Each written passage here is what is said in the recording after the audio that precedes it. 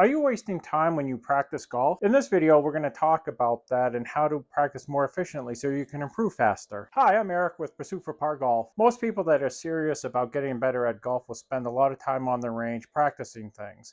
However, they're not always doing that in the most efficient manner. Some people feel that to improve, you just have to go to the range and smash driver all day, and that couldn't be further from the truth. I will cover 3 things that help you improve your practice sessions. Stick around to the end where I'll share one of the best ways I've found to improve faster. I touched on this briefly during the intro, but one of the first things you will need is a plan.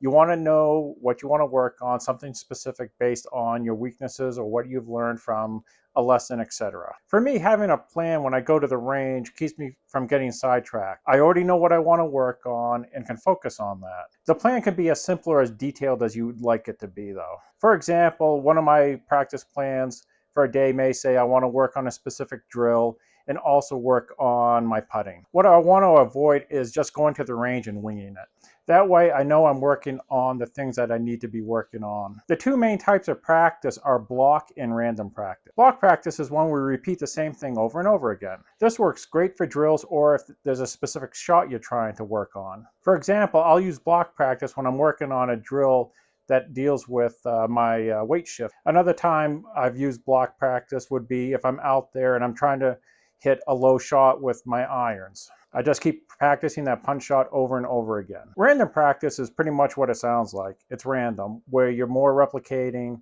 how you would play on the course. You're not hitting the same shot with the same club repeatedly. One example of this, which is fairly common, is some people will go to the range and then pretend they're playing around the golf. So they might hit driver, and then based on the shot shape and how far it went, decide what club to hit next. Maybe it's a long iron or something else where it's a wedge in, so they'll hit one of those shots instead. Maybe they need to hit a pitch or a chip. One way I use this practicing my short game is I'll take some balls and just scatter them in different places in the rough and chip to different practice holes. The goal with the random practice is not to have the same shot over and over again, since we tend to get used to those over time and it becomes too easy.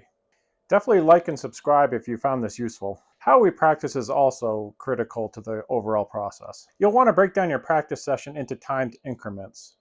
The reason for this is the way our central nervous system works is after 15 or 20 minutes of performing the same task over and over again, our mind starts to check out, we lose focus, and then the old patterns that we're trying to change creep back into whatever it is we're trying to perform.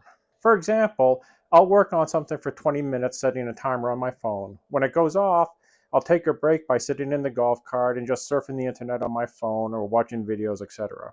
You just want to make sure it's something not golf related to give your mind a chance to recover from what you were just doing. You really need that break. After you take the break, you can then do another block of practice. Now, if you're working on a drill, something you'll want to keep in mind is how you actually perform that drill.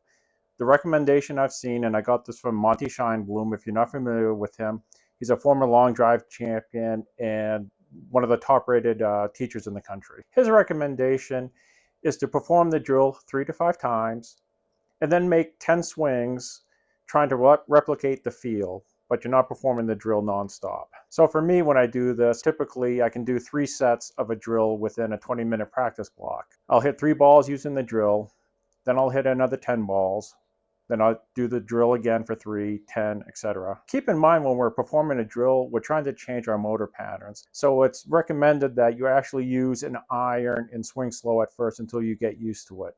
Going full speed with a drive or trying to perform a drill that an instructor showed you or you found on the internet will not be as efficient and probably will keep you from learning anything.